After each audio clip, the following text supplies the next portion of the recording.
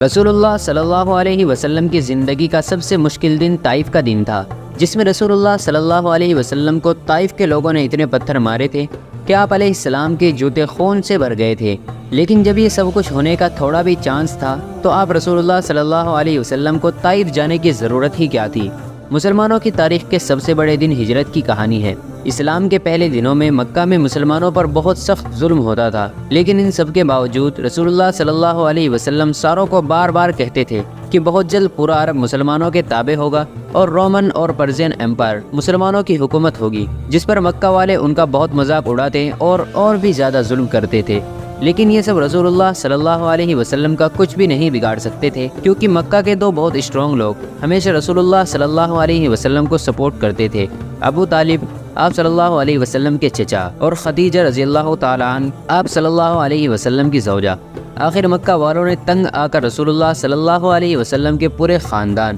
بنو ہاشم کا بائیکاٹ کرنے کا ارادہ کیا کہ نہ ہی کوئی ان سے کچھ خریدے گا اور نہ ہی کوئی ان کو کچھ بیچے گا اور نہ ہی ان سے کوئی رشتہ بنائے گا۔ رسول اللہ صلی اللہ علیہ وسلم کا پورا خاندان مکہ کی سائیڈ میں شب ابی طالب میں رہنے پر مجبور ہو گیا۔ بائیکاٹ بنو ہاشم کے مسلمانوں سے نہیں تھا، بلکہ پورے خاندان سے تھا، جس میں مسلمان کافر سارے تھے سوائے ایک شخص کے، ابو لہب۔ اور یہ بائیکاٹ اتنا سخت تھا کہ کئی سال تک رسول اللہ صلی اللہ علیہ وسلم اور ان کے پورے خاندان کو کھانے کی بجائے پتے اور چمڑا کھانا پڑا، کیونکہ مکہ پورا ڈیزرٹ تھا۔ یہاں پہ جتنے بھی خوراک کی چیزیں وہ باہر سے امپورٹ کی جاتی تھی، اور جیسے ہی کوئی قافلہ مکہ پہنچتا تو مکہ کے سارے کافر قبیلے پورا خوراک کی سامان خرید لیتے اور پھر بنو ہاشم کو اس میں سے ایک بھی چیز نہیں لینے دیتے تھے۔ آخر مکہ والوں نے بائیکاٹ ختم کر دیا، لیکن اس کی وجہ سے رسول اللہ صلی اللہ علیہ وسلم کے دو سب سے بڑے سپورٹر ابو طالب اور خدیجہ رضی اللہ تعالیٰ عنہ دنیا سے چل بسے۔ تو اب رسول اللہ صلی اللہ علیہ وسلم کو مکہ میں سپورٹ کرنے والا کوئی نہیں رہا، اور ابو طالب کی وفات کے بعد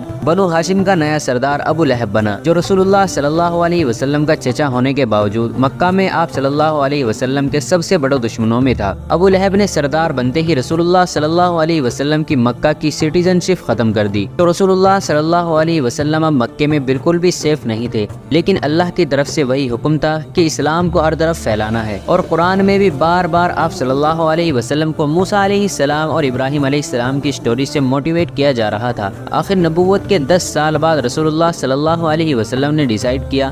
کہ اب مکہ سے باہر جا کر اسلام کی دعوت دیں گے، اور زید بن حارثہ رضی اللہ تعالیٰ عنہ کے ساتھ آلموسٹ 100 کلومیٹر کا راستہ بالکل پیدل طے کیا۔ طائف میں پہنچے اور وہاں کے سارے بڑے لوگوں کو اسلام کی دعوت دی، لیکن کسی نے بھی ان کی بات نہیں مانی، اور سب نے یہی کہا کہ آج کے بعد طائف میں کبھی واپس نہیں آنا۔ طائف میں 10 دن گزارنے کے بعد جب کوئی پروگریس نظر نہیں آیا تو آپ صلی اللہ علیہ وسلم مکہ کی طرف روانہ ہوئے، تو راستے میں طائف کے لوگوں نے ان کا مذاق اڑانا شروع کر دیا، اور آہستہ آہستہ وہاں کے بچے آپ صلی اللہ علیہ وسلم کو پتھر مارنے لگے۔ زید رضی اللہ تعالیٰ عنہ نے ان کو بچانے کی بہت کوشش کی، لیکن انہوں نے اتنے پتھر مارے کہ آپ صلی اللہ علیہ وسلم کے جوتے خون میں بھر گئے۔ وہاں سے نکل کر آپ صلی اللہ علیہ وسلم آخر ایک باغ میں پہنچے جو کہ مکہ کے ایک شخص کا تھا، اور یہ دیکھ کر طائف کے لوگوں نے ان کا پیچھا چھوڑ دیا۔ یہ باغ مکہ کے ایک دشمن کا تھا، لیکن رسول اللہ صلی اللہ علیہ وسلم کو اس خون میں لت پت دیکھ کر ان کو بھی ترس آ گیا، اور اپنے ایک عیسائی غلام کے ہاتھ انگور بھجوائے، اور آپ صلی اللہ علیہ وسلم نے سب کچھ بھول کر اس غلام کو بھی اسلام کی دعوت دی، جس نے یہ دعوت قبول کی اور مسلمان ہو گیا۔ پھر آپ صلی اللہ علیہ وسلم مکہ میں گئے، جہاں پر ان کی سٹیزن شپ ختم کر دی گئی تھی، اور وہاں جا کر رہنے کے لیے پوچھا تو 2 لوگوں نے تو بالکل منع کر دیا، لیکن ایک شخص نے ان کو اپنے یہاں پناہ دی۔ مکہ میں ہر سال کئی ہزار لوگ حج کرنے کے لیے آیا کرتے تھے، جس وقت آپ صلی اللہ علیہ وسلم ان کے کیمپ میں جاتے اور ان کو اسلام کی دعوت دیتے۔ مدینہ کے 6 لوگوں نے یہ دعوت قبول کی اور مسلمان ہو گئے، اور مدینہ جا کر اسلام پھیلانے لگے۔ اگلے سال 12 مسلمان مدینہ سے آئے، کیونکہ ان 6 لوگوں نے 6 اور لوگوں کو مسلمان کیا تھا، اور ایسے ہی اسلام پھیلتا گیا۔ ویڈیو پسند آئے تو ویڈیو کو لائک کریں۔ ایسے ہی ویڈیو دیکھنے کے لیے ہمارے چینل کو سبسکرائب کر کے بیل آئیکن کو آل پر سلیکٹ کر لیں، تاکہ ایسے ہی ویڈیو آپ کے پاس سب سے پہلے پہنچ سکے۔